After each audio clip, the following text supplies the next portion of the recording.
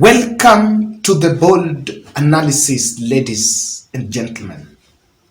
Moses Masika Wetangula was on spotlight today, and he arrived in Parliament on time for resumption of the sessions because the National Assembly had been on recess. And he had to wait for longer, more than 30 minutes, for Parliament to have quorum to start the parliamentary sessions. The business of the day and what we've really gathered is that first parliamentary session was very critical because there have been efforts to have majority side members of parliament to reach out to the Azimio la Umoja team and also fellow majority side MPs so that they can convince them on supporting the finance bill. But that is far from what exactly it is, and the kind of expectation that was there is not what was seen. I wanted to look at the video on my side. You will see the way the seats were deserted. And of course, it can never be full. It's not a must that it has to be full. But according to a report that has emerged from the parliamentary team, the scribes within the parliament buildings, is even amongst the UDA members, there is disquiet that even some top leadership, members of parliament who are top leadership and were expected, did not make in that session. And it's really seen as a test, or rather a coded message that the MPs are sending to the members of the executive. Today, there were two businesses, two key businesses. One is the national prayer breakfast that is supposed to be held tomorrow, and MPs are also just trying to do some warm-up on the finance bill that is expected in Parliament later this week, probably on Friday. And the finance bill has received a backlash in the population, while Kenyans have really been protesting about some provisions of what is in that document. So Masika Wetangula has realized that people or MPs are actually planning to boycott those sessions, while according to some exclusive reports is that some MPs flew out of the country on maybe medical grounds, and it is really believed that some of them were not so much verifiable. Some also flew on maybe personal vacations. Remember, they were on recess and maybe they're yet to come back. Until the state realized that, then the Parliamentary Maybe Service Commission was actually also told to be on strong vigilance not to allow non-essential trips, because it indicates that some of MPs will even plan to boycott, abstain. And sometimes it's very difficult to boycott and abstain when you're in the country, you're on the majority side, amidst the threats. The parliament management is also under instructions to try to track non-essential trips, because some MPs might actually plan to excuse themselves from it, given that there were already threats against members of parliament that would vote against the finance bill. And the tension was palpable there, that something is simply not right. Lobbying that is needed. There is a lot of even in-house lobbying. There, many members of parliament have their offices within parliament. And so, without that, they can easily access their fellows across the political divide. I think I saw Pasaris had already been nabbed by the team and is now singing regarding a Shagwell William Ruto song. So, that's a bit of it. And that points to one question. There are some things you cannot achieve by using the loaded gun on people's neck. The strategy of a loaded gun is simply going to backlash. And I don't understand why blatantly the executive is not afraid, they're not ashamed of coming out in public to make moves that would actually show the country that the parliament is no longer independent. Of course, parliament it's supposed to be is an independent arm of government. It should be independent arm of government. But in that independence, there is also interdependency with the judiciary and the others. So a case was filed by Okia Mtata, judiciary. So judiciary is supposed to have their stake. High Court has already said that is urgent, certified is an urgent matter, it's going to be heard. So judiciary, the same bill has gotten to judiciary, to the courts. Now the same bill is supposed to head to parliament, and the country is waiting for how parliament is going to behave around it. How they are going to do some surgery on the bill.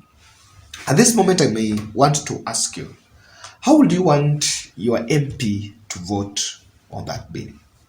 There is a survey that was conducted by Boni Halwale. I've just seen it in his Twitter page. And my friend Boni has seen fire. Kenyans have camped there in the reply and in that survey telling him that, look here, we'd want you to reject that bill. So some of the MPs have opted to do public surveys in their Twitter pages, in their Facebook pages, because they want to validate their reasoning. That's one thing it is there. Of course, they know very well that someone like Boni Halwale, most likely those who are following him could be supporters of William Ruto, people who support the administration because it's part of UDA. So if a survey is conducted by someone like Boni and you realize that in that survey people are telling him to reject the bill, then it is one way that it's a strategy that they're using also to show their bosses that people are rejecting the bill as it is. So that is why I don't believe the loaded gun is a strategy that is supposed to be used here. I want to look at the empty seats in parliament on this 3 grounds. When William Ruto said that there are those who want to know how people are voting in terms of that secret, how people are voted, I'm wondering, because never about the long-standing tradition is supposed to be secret voting. But situations where you're seeing MPs or rather the executive pushing for secret vote, for open voting, is something that it's showing clearly that, number one, even if it will not be open, but I can tell you that the executive may plant those who are overseeing the voting and the counting process, those who are overseeing it might plant there their spies, and somehow it will be used to come out and castigate those who vote against. And I think because a number of MPs may want to vote with their conscience, they are a bit uncomfortable with that. And I want to say this, and I want to give President Ruto very free advice. Instead of burying your head under the sand and following and pushing people to be leaning to your ideology, irrespective of what exactly they think or of their personal positions, I wish you will test the loyalty and the strength. You will test the consciousness of your troops by allowing them to vote with their conscience. It will be a very painful, it might be a very painful experience to know that maybe 30 or 20 or some 40 people are not with you or are not voting with you, than forcing people to vote in a specific line and they vote because of coercion. This will be an opportunity to know, if you want to test loyalty, know how many people are really loyal with me.